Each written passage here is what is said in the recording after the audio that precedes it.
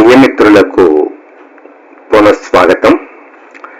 నీతి శ్లోక రత్నావళిలో 42వ శ్లోకం ఇలా అంటోంది: ఆపదర్థం ధనం రక్షేత్ దారాన్ రక్షేత్ ధనైరపి ఆత్మానం సతతం రక్షేత్ దారైరపి ధనైరపి. ఆపదర్థం అవసరం కోసం, ఆపదలలో ఆదుకోవటం కోసం ధనం రక్షేత్ ధనాన్ని కాపాడుకుంటూ ఉండాలి, సంపాదించుకోవాలి, సంపాదించుకున్న ధనాన్ని పొదుపు చేసుకుని కాపాడుకోవాలి. ధనైరపి ధనమును కూడా వ్యయం చేసి దారాన్ రక్షేత్ భార్యను కాపాడుకోవాలి. ఏదన్నా అవసరం వచ్చే జబ్బు వచ్చినప్పుడు మరొకటి వచ్చినప్పుడు డబ్బును ఖర్చు పెట్టి భార్యను కాపాడుకోవాలి అనేది నీతి.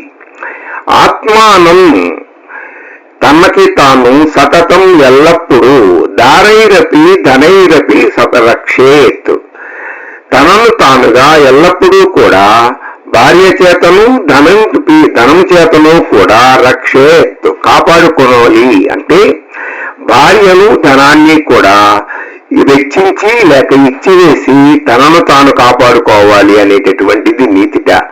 మనందరికీ తెలిసినటువంటి ఇద్దరు మహానుభావులు ఉన్నారు. ఒకడు నలుడు, రెండవ వాడు హరిశ్చంద్రుడు. తాను కట్టుకున్నటువంటి బట్టలు పక్షులు ఎత్తుకుపోతే భార్య చీర చింపి ఇస్తే ఆ చీరని కట్టుకుని ఆవిడ నిద్రపోతూ ఉండగా ఒంటరిగా వదిలేసి ఆవిడ పుట్టింటికి వెళ్ళిపోతుంది, ఈ కష్టాలు పడకుండాను అని అనుకుని వెళ్ళిపోయాడు నలుడు.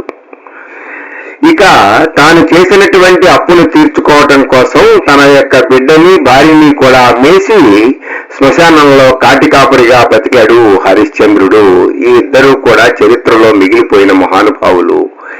ఆపదర్థం ధనం రక్షేత్ దారాన్ రక్షేత్ ధనైరపి ఆత్మానం సతతం రక్షేత్ దారైరపి ధనైరపి. కష్టకాలంలో తను తాను కాపాడుకోవటం కోసం ధనాన్ని చేర్చుకోవాలి, ధనాన్ని భార్యని సైతం ఇచ్చివేసి తనను తాను కాపాడుకోవటం అనేది కూడా నీతే అంటున్నాడు నీతి శ్లోక రత్నావళి. ఈ మధ్యనే ఎక్కడో విన్నాను నేను. ఒక వ్యక్తి ఏరు దాటుతూ సామాను, భార్యని, పిల్లల్ని కూడా బుధాన వేసుకొని ఏరు దాటడానికి ప్రయత్నిస్తాడు. కొంత దూరం వెళ్ళిన తర్వాత బరువైపోతుంది అని ముందుగా సామాన్ని వదిలేశాడు.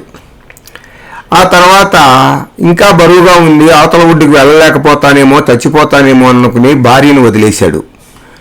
ఆ కొంత దూరం వెళ్ళిన తర్వాత పిల్లలు కూడా బరువైపోయి వాళ్ళని కూడా వదిలేశాడు. చివరికి ఒడ్డు చేరిన తర్వాత తాను ఒక్కడే మిగిలిపోయి తానెందుకు బతకాలి అనుకుని వాడు కూడా దాంట్లో దూకి మరణించాడట. అందుమూలంగా ఎవరిని ఎప్పుడు ఎలా కాపాడుకోవాలి అనేటటువంటిదే నీతి తప్పితే డబ్బు కాపాడుతుందేనో, భార్య కాపాడుతుందనో, మిత్రులు కాపాడుతారనో అనుకోవటం పొరపాటు అంటున్నాడు నీతి శాస్త్రకారుడు. స్వస్తి.